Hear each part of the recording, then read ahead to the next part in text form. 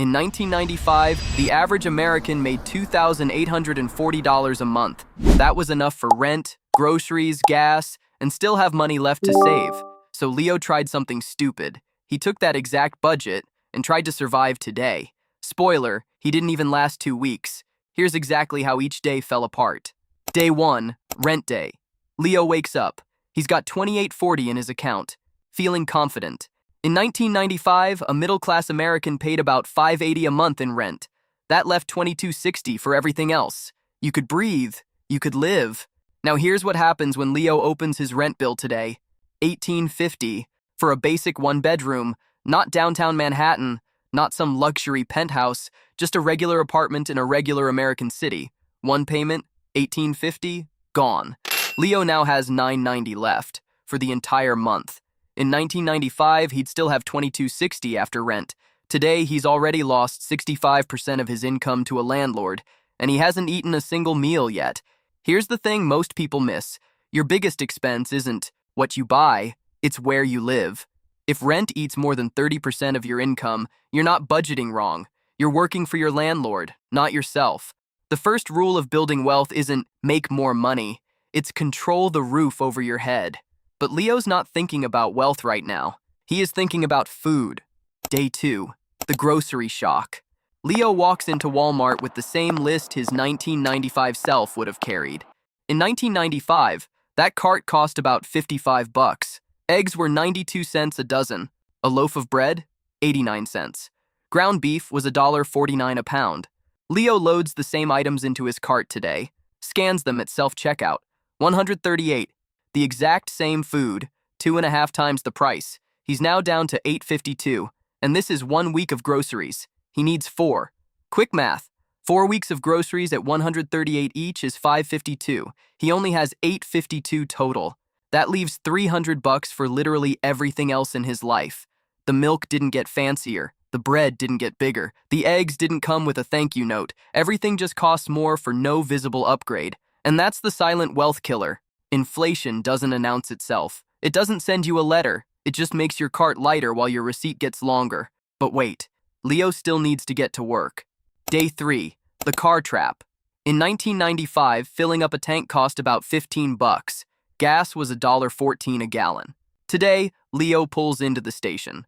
$3.50 a gallon. Full tank. $52. But that's not the real damage. His car insurance bill hits the same day. In 1995, car insurance averaged about $55 a month. Today, $190. Just for the privilege of being allowed to drive, gas plus insurance, $242. Leo's now down to $610, and he hasn't paid a single bill yet. No phone, no health coverage, nothing. Here's a wealth tip that sounds boring but changes everything.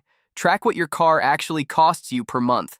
Gas, insurance, maintenance, payments, all of it. Most Americans spend between $700 and $1,100 a month on their car. In some cases, ditching the car and using transit or carpooling could save you $8,000 a year. That's not a raise. That's a second income hiding in your driveway. Leo can't ditch his car, though. He's got bigger problems coming tomorrow. Day 4. The bills that didn't exist. This is the day that would confuse a time traveler from 1995. Leo's phone bill arrives. $115. In 1995, a landline cost $25 a month, and that was your only phone. No data plan, no cloud storage, no insurance on a $1,200 device you carry in your pocket. Then the internet bill, $75. In 1995, the internet was a free trial CD from AOL that your dad threw away. Then streaming, $48. 3 services Leo barely watches but forgot to cancel. That's $238 in bills that literally did not exist in 1995. Leo's now at $372. He started the month with $28.40. It's day 4. He's already spent 87% of his budget, and he still hasn't been to a doctor. The lesson here? Audit your subscriptions once a month. Not once a year, once a month. The average American spends over $200 on subscriptions they don't fully use. Cancel 3 of them right now. Seriously, pause the video and do it. Your future self will thank you. Day 5. The health tax. In 1995, employer-sponsored health coverage cost the average worker about $35 a month out of pocket. Today, even with an employer plan, Leo's share is $120 a month. Without employer coverage, over 600. Leo pays his 120. He's now at 252. He has 25 days left in the month.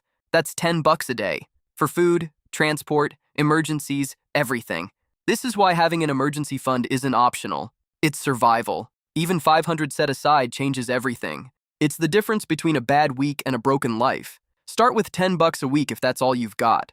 Automate it. Forget about it. Let it stack. Leo, unfortunately, doesn't have an emergency fund, and the universe is about to test him. Day 6. The social cost. Leo's friend invites him to dinner. Not a fancy place, just a normal restaurant. In 1995, a casual dinner out was $8 to $12 per person. You could eat, leave a tip, and still have change from a 20. Today, Leo's meal costs $42. With tax and tip, it's closer to 52. He's down to 200, and he can feel the walls closing in. This is what nobody tells you about social spending. It's not the big vacations that break your budget, it's the Tuesday dinners, the quick coffee that's actually $7, the birthday gifts every other weekend. Learn this phrase. I'd love to, but I'm staying in tonight. It's not embarrassing, it's strategy. But Leo said yes, and now day 7 is about to punish him for it. Day 7, the emergency. Leo's car makes a sound. That sound. You know the one. The one that means your wallet is about to cry. A warning light comes on. He takes it to a mechanic. Minor fix, the guy says. $180. In 1995, this same repair would have been $60 to $70. Leo has $200. He pays the $180. He now has $20. $20 for the remaining 23 days of the month. Day 8, the impossible math. Leo sits at his kitchen table. $20 in his account. He needs groceries for the week. That's $138 he doesn't have. He needs gas. $52 he doesn't have. He needs to eat today, tomorrow, and for 3 more weeks. He opens his calculator app, divides 20 by 23 days, 87 cents per day. In 1995, 87 cents bought you a loaf of bread.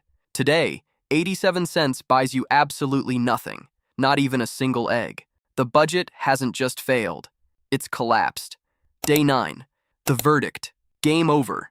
Leo's 1995 budget lasted 9 days in today's America. Not because Leo was reckless, not because he bought anything crazy. He paid rent, bought basic food, put gas in his car, paid his bills. That's it. No designer clothes, no vacation, no fancy gadgets, just existing. And existing costs 2.5 times more than it did in 1995. But here's what Leo learned.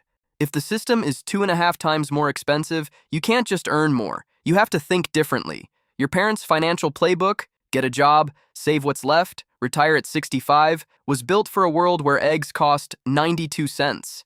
That playbook is dead. The new playbook has 3 rules. Rule 1, build a skill that earns while you sleep.